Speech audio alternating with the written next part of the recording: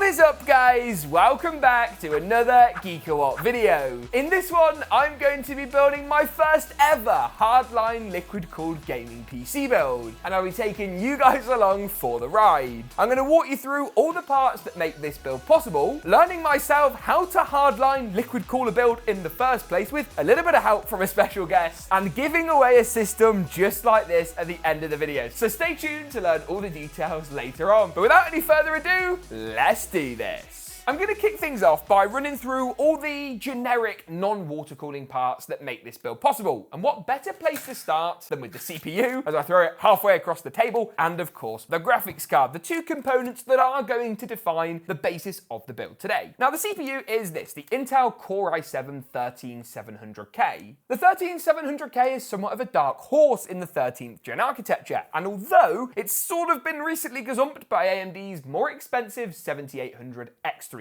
still an amazing shout. Plenty of cores, plenty of threads, and great competitive clock speeds make it awesome for this build. Plus, it also has a good deal of overclocking headroom, something we'll be taking advantage of with the cooling setup today. Graphics is going to be provided by the RTX 4070 Ti, and to be honest with you, the GPU market right now is in a bit of a mess, isn't it really? 70 Ti is a good card, but expensive, but it's come down in price. It's all very complicated. I still prefer this, I think, over AMD's 7900 XT, but not the more expensive XTX model, and it does give more of a kick than, of course, the cheaper RTX 4070. Ray tracing at 1440p and 4K is no problem, and DLSS 3, while still fairly narrow in its list of supported games, is useful. In terms of the other components in today's video, I've also picked up an MSI Z790 carbon Wi-Fi. This is, of course, going to house all the components, gives us a bit of overclocking headroom, and a nice aesthetic with widespread PCI Gen 5 support too. A solid I/O, nice neutral design that's not going to detract from some of the more exciting things in today's build, makes it a good all-round choice, and of course sticks with the MSI GPU as far as an MSI theme goes. Storage is going to be provided by a 2TB WD Black SN850, which will be included in the build we're going to give away today, but as I say, more details on that a bit later. So that's all the mandatory gaming core components, but what about all the exciting stuff that's going to make this build possible? Well, I've got to give a major shout out to Thermaltake for sponsoring today's video. We've got their TOUGHRAM XG-D5, a white 32GB DDR5 memory kit with a speed of 6,000 mega transfers per second. Really nice and nippy. And of course, not 3 SWAFANs, not 6 SWAFANs, not 9 SWAFANs, 12 SWAFANs! We've got 12 120mm SWAFAN EX in today's video. Also got their Toughpower PF3 1200 watt. Of course, it's ATX3, PCI Gen 5, runs on all the new standards, anything you can want and more. This power supply basically provides. Unless, of course, you want 1350 watts, in which they also have you covered too. Check out the review over on the website. Now, I'm going to come on to the water cooling parts in a moment. That box was heavier than I remembered it being earlier, and introduce to you all the case. Now, this is very exciting. This is the Thermaltake CTE C750 TG. Now, you might have remembered earlier I said that I wasn't going to do this build alone, and that's because if I tried to, don't think it would end very well. I actually have a special guest. Come on in. This is Adam from Thermaltake. Say hello. Hi all. And Adam is going to be helping me today not only kind of understand how a hardline liquid cooler build, because Adam, frankly, I haven't really got a clue, and also talk me through a little bit some of the parts we've got. So let me clear off the desk, open up the case, and then we'll walk through some of the exciting goodies from Thermaltake's side in today's build. Let's do it. So Adam, the first thing I've noticed about this case, it's not small. Big, isn't it? It's a big case. So this is part of your CTE range. Now, from what I understand, you told me that the motherboard's rotated. Yeah, the motherboard being normally vertical, we've got this horizontal. The heat stays at the top of the case. So it's kind of that chimney effect. The chimney effect. So we're bringing air in from both sides and the bottom, which is our CTE form factor. CTE stands for Centralized Thermal Efficiency, and it helps cool components a lot better. So this is a white one, I'm guessing, available in black? They're available in black and white, yep. This is the air version. We're bringing out a TG version very soon, which is all glass panels. Still very good airflow, but this is the air version, which is optimized airflow. So we've got tallest side panels, which I always like to see. There we go, magnetic, lovely. So in the back here, room for the power supply at the bottom. Yes, massive correct, power supply going to fit in there. I can see as well the start of our radiator support. You tell me this is pretty comprehensive as far as radiators go. Well, yeah, it goes all the way from 240 up to all the way up to 420. And we can put top, both sides, both and sides. the bottom. Yep.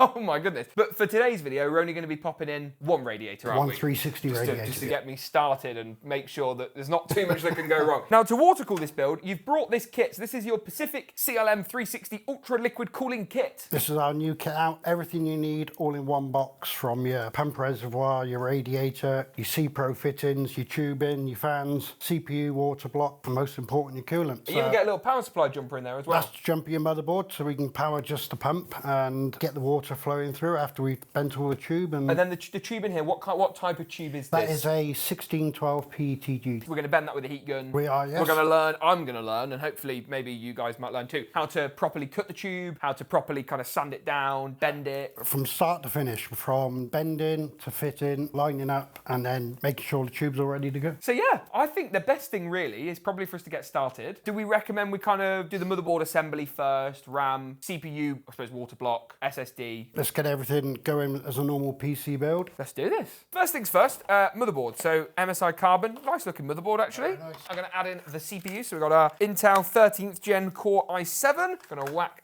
that in. Super simple. Lift up the arm, lift up the socket, drop the CPU in. Nice and easy. Cover, arm, easy, like that. Now I'm going to install the water block in a moment. First, I do just want to add in our TOUGHRAM memory. I really like the TOUGHRAM. Would have been nice to go for a whiteboard in this build, but they are a bit more difficult to source. And we're going to have, of course, a black radiator, black reservoir, all of that sort of stuff.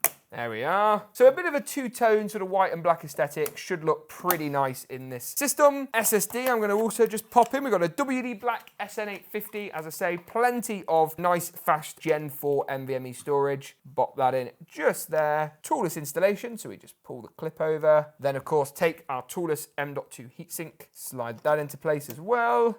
Bit of a clip, nice and easy. Block is next. So how do we install this then? So we turn the board over. You've got the Intel side here. So all we do now is line them up on the back of the motherboard there. You want to do the honours? We'll do the honours, absolutely. Bit of thermal paste. There are more precise ways of doing this. I like to just do a bit of a blob. Nice, easy. That'll do us. And then that is just going to slot straight through. Straight through the motherboard mounting holes, yeah. Oh, like butter. And then if I just spin that round to show the people, there we are. You can see we've got our four pronged holes there. Back plate goes through, easy. Bit of teamwork makes the dream work, baby. So tighten it up corner to corner. Easiest way to do this is lay it down, do corner, corner. Just hand tight, you don't need to crank on them. And look at that. So do we want to put any fittings on here now, or do we do that later? we can do that later. Let's get the motherboard built up and put into the case. Nice. Right, motherboard time. Slide that in. Gonna start off with one of our edge screws like so. And then of course you've got 8 more screws. So 3 across the middle, 3 across the top, and 3 down the bottom. So the motherboard's in, and we do at this stage need to start thinking about the loop. So we're gonna have the radiator at the bottom. Yep. And then our pump res, we're thinking along here. Yep, mount them on the back wall there. So the next step then really, do we want to pop the reservoir in next? Mount the reservoir, mount the fans to the radiator. And then also replace the stock fans with SWAFANs. Yep. And start getting fans in. Nice, let's do that. One of the massive advantages, of course, of the SWAFANs is that the blades can be swapped. Now, aesthetically, that's good because it means you always have the blade side facing the build rather than like this, where you've then got the frame and there's obviously got to be there, but isn't as good looking. So simply pull your fan blade out. There we are. From the back, that's it. Nice and easily. Pop your new one in. And then, when we're actually adding on the fans onto the radiator, you can see the difference this is going to make. So rather than looking something like this, it's going to look something like this instead. Much cleaner, much nicer. I don't know why no one's thought of these before. These are actually pretty genius. Yeah, they are very good. It's nice. You can change the fan blades for exhaust or intake. And super, super magnetic as well. Simply, all you got to do when you add a fan on, boom, and then we just got a magnetic cable which goes on the top, nice and simple, and they can screw in using the radiator screws. That's right. So we started planning out the tube run, is that right? So we've got all of our right angle fittings in place now on top of the pump res and then on top of the CPU. And that's kind of one thing I wanted to look at was the fittings. These are our C-Pros. We do these in multiple colours. They come in 3 sections. So you have your base plate, which attaches to the component. So that's going to go into the water block, that's the reservoir, GPU. So what you do then, you get your collar, slide it on, then you get your O-ring. And that's going to create that waterproof seal. That creates that waterproof seal. Which is really important. Yeah. Then you got your collar. Inside the collar is 3 more toughened O-rings, which grip the pipe. So you push that then and have the collar flush with the end of the tube. You can give it a bang. Then when this is attached to whatever component you're calling, you slide the collar down. As you can see, it only goes on one way. You can't misalign it up or down, left or right. Otherwise the collar won't tighten on. So we're going to go ahead and run some tubing, but just to show you guys how you actually get the final base, it's going to just go here on the bottom of our pump res. res. So you can see here, simply line that up, and then it literally just screws into place nice and easily. I don't want to drop it. You can see there, get that nice and tight, but you don't want to over tighten it, do you really? There's no need to force it. And then, we have this fancy little tool here, which we can then use to actually properly make sure that's nice and taut and that our fitting isn't going to go anywhere. Oh, he's got the heat gun out. Okay, basically what we're going to be doing now is taking some lengths of PETG tube. Now we have our silicone insert. This is the correct size for the inside diameter of our 1612 tubing. So the first bend we want to be doing, we want to be coming straight and then a 90 down. To help us do these things, we have some mandrels. So these are like sort of templates type thing? These you can use as templates. So it's foolproof. It's James proof. It's James proof. It's James to a certain degree. So what we will do now is find our blue mark. There we go. So what you want to be doing is turning the tube, moving backwards and forwards, because you just don't want to heat up where the pen mark is. You want to heat either side, so you've got more malleability with it. Keep on turning it. Sure. Never let it stay still, because it would just heat up really quick. Give the gun a bit more boost.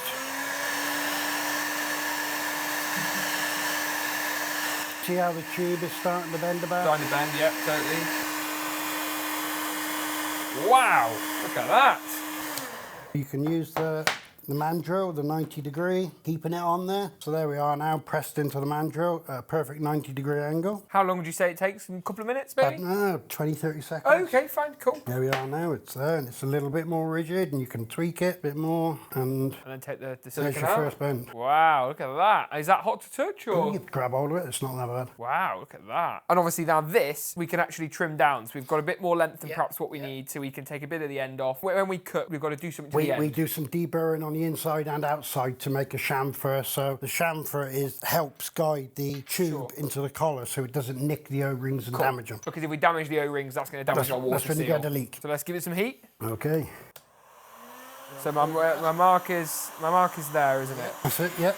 It's harder than it looks. Because there's heat in the tube already from where we done the last one. Sure.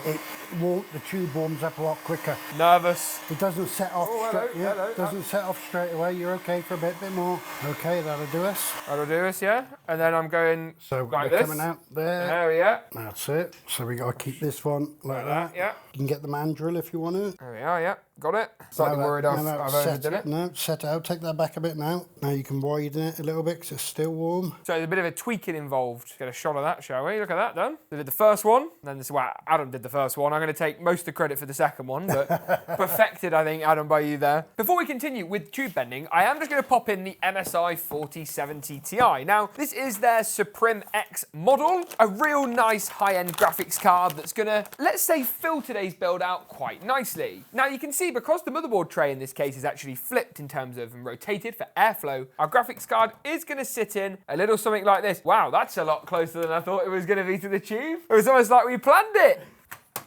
Nice, look at that. Oh. So for context, what we're doing there is just popping the graphics card in to see what the tube clearance is like to help better plan the next run. So the next run comes down from the water block on the bottom port and is going to go around the memory, down underneath the graphics card, parallel to these fans and into the port just there. A few moments later. So you can see the second bend is all done. Just to kind of give everyone a bit of an overview of what we've got going on. We've got our, what would you call this top bit? That's the collar. The collar with the O-ring and then basically the clamp and fastens. So essentially what happens is they all go together like so, and that is going to go over where our bend is. And then we've got our last little piece. Now this needs a bit of trimming still, but it's basically going to go up here from our CPU water block into the fitting on the top of the pump res combo. This could be the final cut of the hardline portion of the build. Now that's not to say there won't be any dramas when we fill it up. I have every confidence in you. Thank you. It's then simply a case of connecting up this last tube and also plugging in this motherboard power jumper so that we can turn on only the pump and not the other components for the first fill up. Oh, this is the bit I've been waiting all day for. Yes. As you'll see now, the fluid's coming out of the tube. Oh wow, yeah, already starting to come through, isn't it? Oh hey, look at this. Oh, beautiful. No leaks, I don't think. What you want to do now is leave this running for 3 to 4 hours and this milky colour would disappear and the air bubbles would go, the fluid level would come and drop and you just top it back up. Wow, look at that. And no leaks initially from what we can see. Not a single leak, nowhere. Card in theory then is going to go in. Now we've got to be really careful with this so we don't cause any problems. Ah, that's a bit easier this time. Pop her in. There we are. Get us sitting nice and flush. Couple of screws, actually looking pretty good, I think. And there we have it. Adam, I think your work here today is done. I really appreciate the help. I haven't really done anything. You've done most of that yourself, and fair play to you, first time. And no leaks. No leaks, absolutely. I'm going to crack on, get the RGB wide, and try and get this thing working not only as a water-cooled system, but as a functional PC too. So a couple of days have passed, the leak test appears to have been completed, but obviously this thing needs wiring up, the fans need connecting, all of the power cables need plugging in, so we're going to actually try and boot this thing up and make sure all of the hardware still indeed works. So the first thing I'm going to do is wire up all of the fans. These SWAFANs use a USB 2 style header and plug up to the included Thermaltake hub. I'm also going to add in all of the power cables, adding custom sleeved cable extensions to the CPU, motherboard, but using the included PCI Gen 5 power connector for the graphics card. Obviously all the front panel cables will need connecting too, but I'm going to leave those for now and get the whole system lit up and looking superb. And once it's done, I think we can turn it on. So let's hit the power button. I'm actually really nervous. Okay, we've got some RGB on the fans at the bottom. No other RGB. The water block's lit up as well. That's looking good. Obviously, we've got to rotate that. Oh, hey, look at that. It's just really then the front fans I'm having a bit of trouble with, but it's my fault. I've not quite got them magnetized properly, which is making them a little bit temperamental. But otherwise, looking good, super quiet. I am a happy chappy. The final order of business was to see how well my new cooling setup worked. So I put this system through a stress test with the CPU and GPU pinned at 100% load. I used FurMark and CPU-Z to achieve this. After 25 minutes, I came back to look at the temperatures and was pleasantly impressed to see the CPU running at 79 degrees. Not bad when you consider that under normal gaming load, you wouldn't have the CPU and GPU pinned at 100%. CPU utilization would normally be a little bit lower. I'm going to round out this video with some glam shots of this system powered up and looking fantastic, but before that, I'm very excited to announce that you can win a system just like this one. I'll be giving away this build with a 13600K and an RTX 3070 to one lucky winner, and you can look at all the details and eligibility requirements at the first link below. Thank you for tuning in, and as always, we'll see you in the next one.